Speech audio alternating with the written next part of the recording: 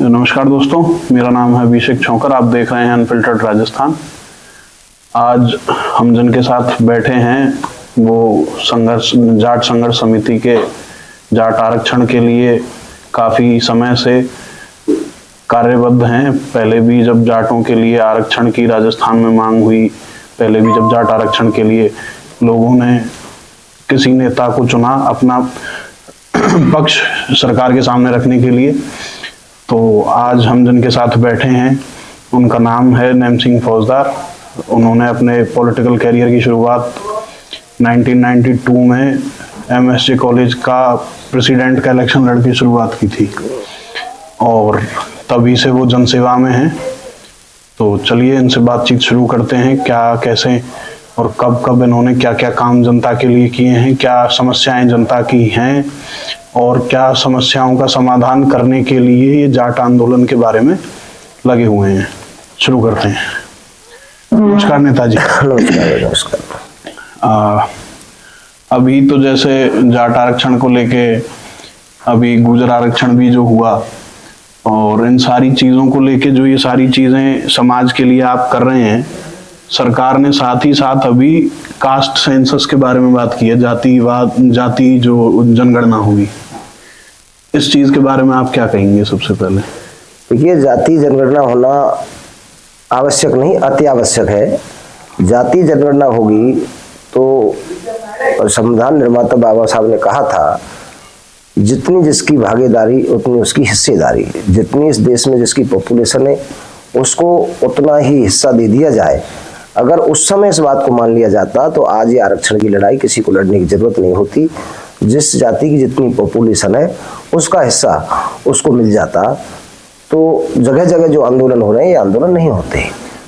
अगर जैसे जातिगत जनगणना होने से जो एक धर्म में जो फूट पड़ती जा रही है, हिंदू धर्म के होने का एक जो सबसे बड़ा कारण है वो है सनातन जो धर्म है, वो शुरू से काफी हजारों वर्षों पुराना है और इसमें जो वेदों के हिसाब से जो धर्म बांटे गए थे, जातियां बांटी गई थी, वो कर्म के हिसाब से बांटी गई थी। पर समय के अनुसार जब ये सारी चीजें आगे आती गई, जाति व्यवस्था बनती गई है, तो इसमें जो समस्याएं आ रही हैं जाति को लेकर, जब जातियां अलग अलग होती जा रही हैं और लोगों में जो है आपसी मतभेद बढ़ते जा रहे हैं, जब ये जाति के लिए जनगणना होगी तो ये तो और ज्यादा समस्याएं बढ़ाएगी। देखिए, ऐसा है, इस सारे जहर को घोलने वाली भारतीय जनता पार्टी है। सत्ता में आने के लिए एक दूसरे से जातियों में जो वैमनस्यता फैलाने का काम किया जा रहा है, मैं आपको सैकड़ों उदाहरण दे सकता हूं।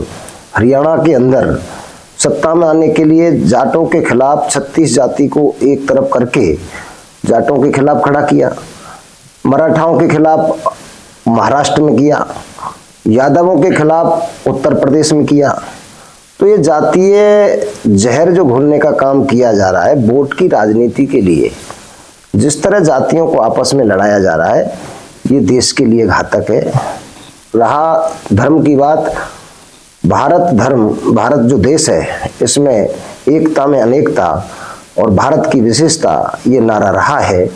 यहाँ धर्मनिरपेक्ष राष्ट्र जिसको कहा गया है, आज भारतीय जनता पार्टी केवल कहने तक सीमित है। हिंदू की बात करते हैं, जब टिकट जाति के आधार पर दिए जाते, मंत्री कोटा जाति के आधार से दिया जाता, तो फिर इसको जिम्मेदार किसके लिए माना जाए? कौन इसका जिम्मेदार है? तो आप जो चीज कहना चाह रहे हैं कि सिर्फ भारतीय जनता पार्टी जिम्मेदार है, मैं सिर्फ एक पार्टी विशेष की बात ना करके अगर मैं ये कहता हूं कि आपने अभी जो जाट आरक्षण के लिए आप जो अपनी मांग कर रहे हैं, फिर गुर्जर महापंचायत भी अभी भरतपुर जिले में हुई, इन सारी चीजों से जो एक डिवाइड लोगों के बीच में पैदा हो रहा है, उस चीज के बारे में ऐसा है, जब पूरे राजस्थान के जाटों को आरक्षण है तो भरतपुर धौलपुर ने क्या गुनाह किया है? कोई नहीं। धौलपुर के जाटों को आरक्षण क्यों नहीं?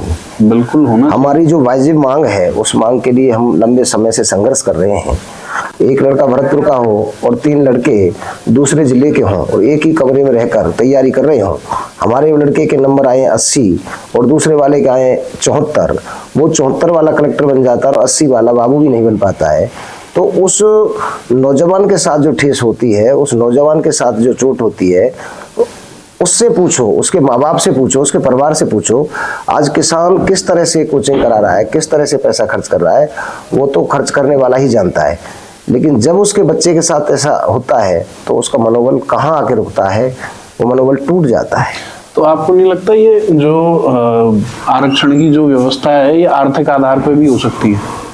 तो आर्थिक आधार के पैमाने क्या हैं? आर्थिक आधार के अब ईडब्ल्यूएस की जो इनकी 10% दिया है, ठीक है, उसके पैमाने आर्थिक आधार के आधार पे तो दिया ईडब्ल्यूएस। हाँ। आर्थिक आधार पर पिछड़े हुए के जिसपे 6 बीघा खेत है, पक्का मकान है, अरे ये तो आज के जमाने में हर आदमी के पास में है। ठीक है, पैमाने बनाने वाले कौन हैं? आज ईडब्ल्यूएस में गरीबी रेखा भरतपुर धौलपुर के जाट ईडब्ल्यूएस में लाभ ले रहे हैं।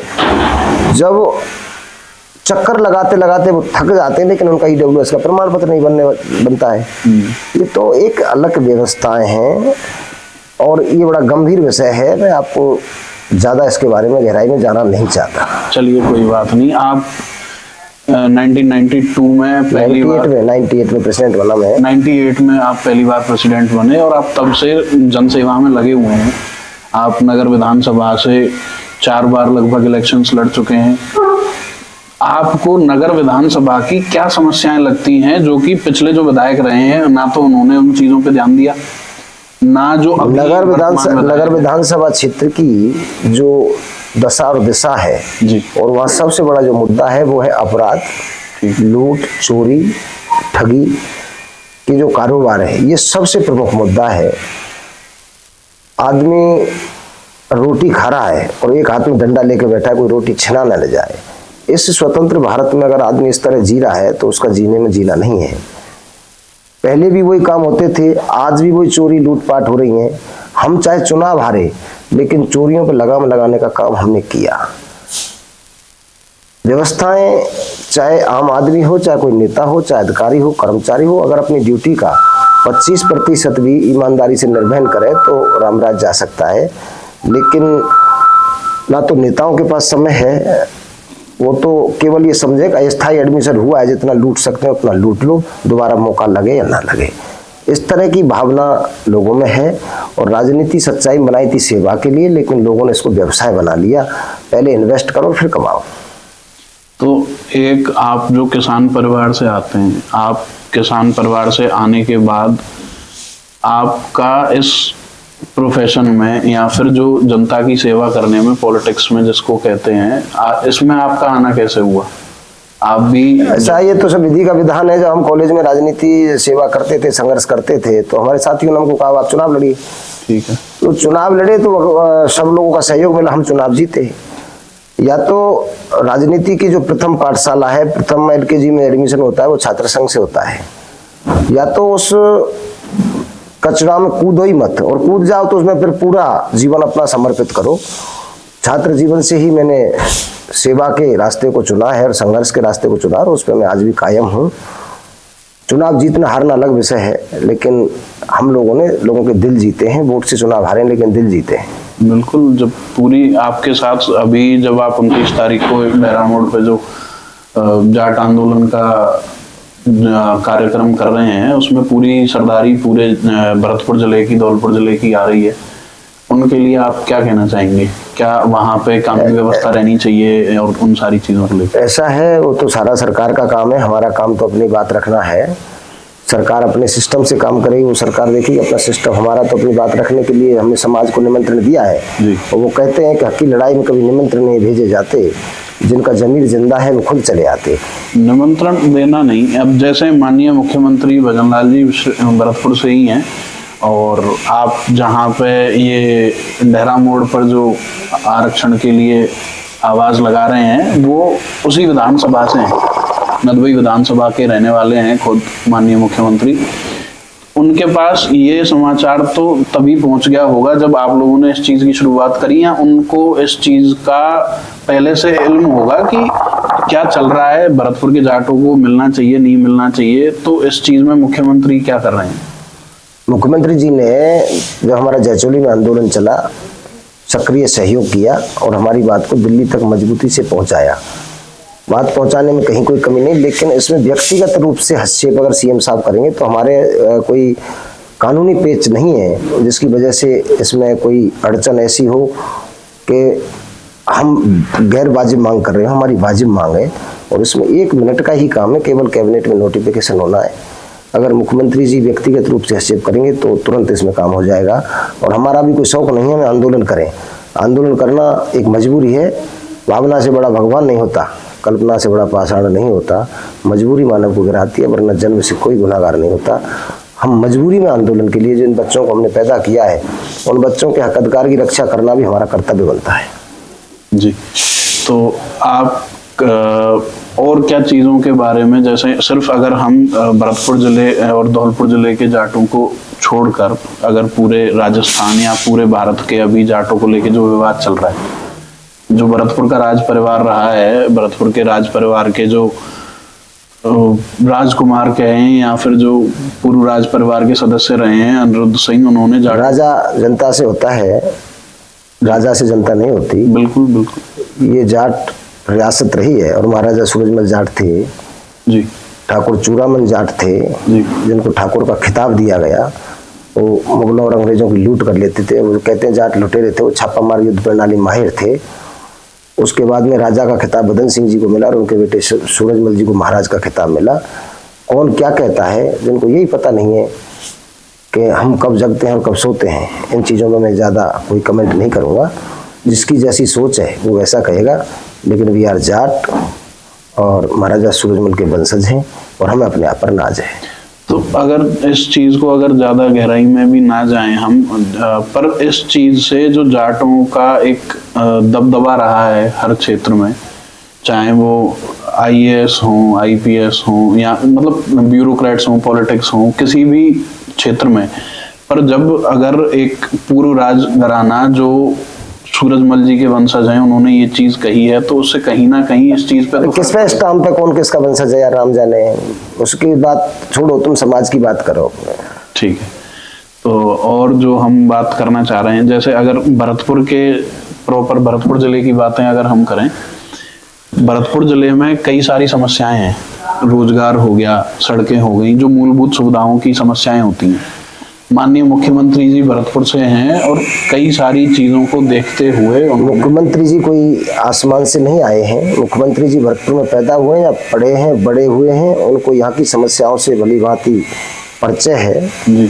और एक साथ किसी पर कोई समस्या का समाधान नहीं होता। मुझे लगता है धीरे धीरे रोडों के बारे में मास्टर प्लान तैयार किया जा रहा है और भी कई योजनाओं के बारे में जो मैं सुनता हूँ, लेकिन धरातल पर जब आ जाएंगी तब उनका हम मानेंगे कि धरातल पर कुछ विकास हुआ है। केवल कहने मात्र को तो हम मान नहीं सकते। कागजों में योजनाएं तो बहुत चलती हैं, सरकारें आई कहीं, लेकिन पूर्वी राजस्थान में पहली बार कोई सीएम बना है। पश्चिमी राजस्थान में जो सीएम रहे हैं उनके गृह जिलों को देखो, उनका नक्शा अलग है। आज हमारे होम डिस्ट्रिक्ट से माननीय भजनलाल जी मुख्यमंत्री हैं, तो हम लोग भी आशा करते हैं जिस तरह से उन्होंने अपने जिले का विकास किया है, इस तरह भजनलाल जी भी इस जिले के विकास में अपनी नैतिक भूमिका निभाएंगे, ये हम आशा करते हैं जी। और भरतपुर की जनता को आप 29 तारीख के लिए कोई संदेश देना चाहें? भरतपुर धौलपुर की जनता, भरतपुर धौलपुर डीग के सारे ही बुजुर्गों नौजवानों को आह्वान करते हैं कि बच्चों के भविष्य की लड़ाई है और एक दिन अपने आने वाली पीढ़ी के लिए जरूर निकालेंगे। अगर इसमें हम अपनी ताकत दिखाएंगे तो हमारे बच्चों को न्याय मिलेगा। बाकी जब अन्याय होता है तो हमारे बच्चे, आने वाली पीढ़ी पूछेगी जब आरक्षण की लड़ाई चल रही थी तो आप लोग कहाँ गए थे, हमारे साथ अन्याय क्यों। इसलिए मैं तो आग्रह करूंगा ज़्यादा से ज़्यादा संख्या में 29 तारीख को डेहरा मोड़ 11 बजे पहुँचे। तो आप तो एक बुजुर्ग हो गए हैं, एक मतलब उस आयु के उस पड़ाव पे हैं आप, जहाँ अगर आप इन चीज़ों में अगर भाग भी ना लें तो ये तो युवा लोगों का काम है। इस चीज में जो युवाओं को सक्रिय होना चाहिए, क्या युवा उतने सक्रिय हैं जाट आरक्षण में? और अगर जाट आरक्षण में युवा उतने सक्रिय अभी जरूरत नहीं है, जरूरत पड़ेगी जब उनको सक्रिय किया जाएगा। जिन युवाओं के लिए हम लड़ाई लड़ रहे हैं, उनको हम आग में झोंकना नहीं चाहते। लड़ाई लड़ने के लिए तो हम अभी बहुत हैं, जरूरत पड़ेगी तो उनको जब याद किया जाएगा। अभी तो उनके अधिकार के लिए हम लोग लड़ रहे हैं। जी, तो यहीं पे हमारा ये समाप्त करते हैं। नेताजी का बहुत बहुत धन्यवाद।